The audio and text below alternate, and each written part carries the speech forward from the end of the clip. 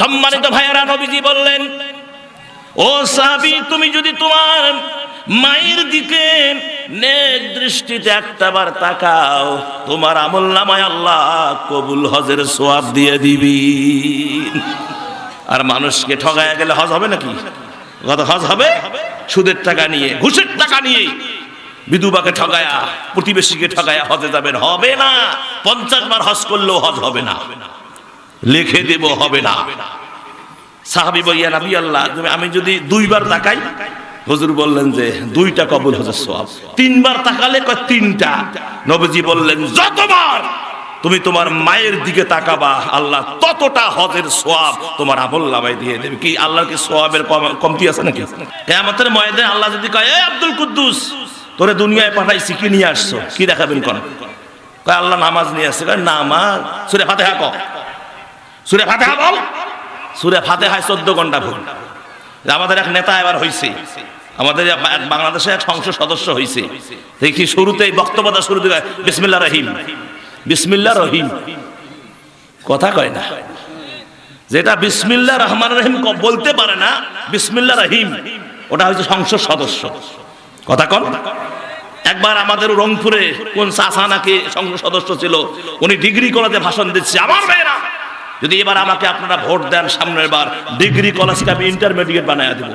কি সুবিধা দেখেন, আছে ডিগ্রি, ওটা বলে ইন্টারমিডিয়েট করবে। তাহলে যেটা ইন্টার কোনটা, ডিগ্রি কোনটা, এইটা বোঝে না, ওটা বলে সংসদ সদস্য হয়েছে। তাহলে জনগণে হইবেটা কি কর? আরেকজন সংসদে বলছে যে আমার সরু রাস্তা চ্যাপ্টা করে দিন। আমার স্পিকার সরু রাস্তা চ্যাপ্টা, ওই জন্য 3 মাসের কয় মাস নিষিদ্ধ ঘোষণা করেছিল, ভাষা আগে শিখিয়েছেন। তাহলে এইরকম অযোগ্য লোক যদি নেতা হয়, আমার ভাইয়েরা, ওই দেশে শান্তি কখনো আসতে পারে? কথা কোন পারে? শান্তি আসতে পারে না।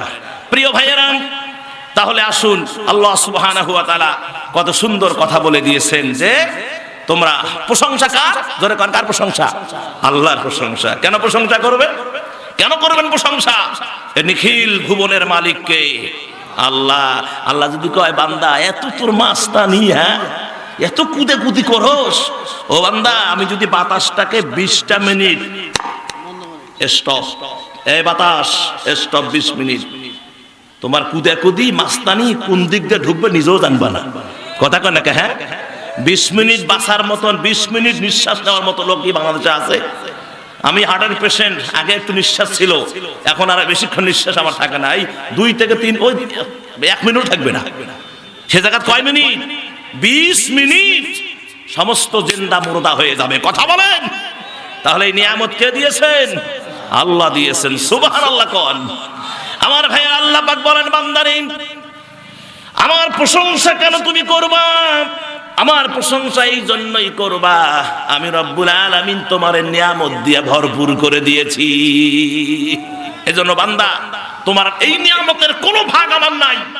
আমার ফেরেশতাকে দিতে হবে না, আমাকে দিতে হবে না, আমার হুরগিলে মাকে দিতে হবে না। আমি যা দিয়েছি তুই খা, তবে আমি আল্লাহর শুকরিয়া আদায় কর। যদি করস, আমি আল্লাহ এই নিয়ামতকে বাড়িয়ে দেব। লাইন শাকারতুম লাযীদান্নাকুম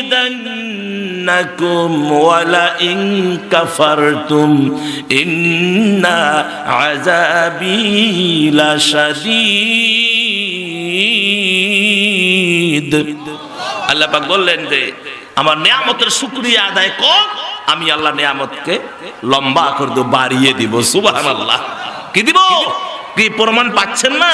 এই জমিতে এক সময় ধান হইতো কত? 2 মণ, 3 মণ, 4 মণ। এখন জমিতে ধান হয় 20 মণ, 15 মণ। কথা কন। ভুট্টা হইতো 5 মণ, 6 মণ, সে জমিতে ভুট্টা হয় 77 মণ। কথা কন না কেন? কি টের পান না বোধহয়? না টের পান না? আগে তো গোলায় ভরে নাই, এখন তো গোলায় ধান থোয়ার জায়গা নাই। কথা কন। বস্তায় থোয়া লাগে, বেশি হলে বিক্রি করে, কাঁচায় বিক্রি করে দেন, থোয়ার জায়গা নেই। কি আল্লাহ কি বাড়ায়া দেন নাই? হ্যাঁ, যে গাছে কাঁঠাল ধরে 10টা, সে গাছে আল্লাহ পাক কাঁঠাল দিয়ে দেয় 40টা, 50টা। ধরে বলেন না সুবহানাল্লাহ। কি শুকরিয়া কে দিয়েছেন? আল্লাহ নিয়ামত দিয়েছে, শুকরিয়া হবে আল্লাহ। দরুদ আর সালাম নবীজির কদমে সকলে বলি সাল্লাল্লাহু আলাইহি ওয়াসাল্লাম।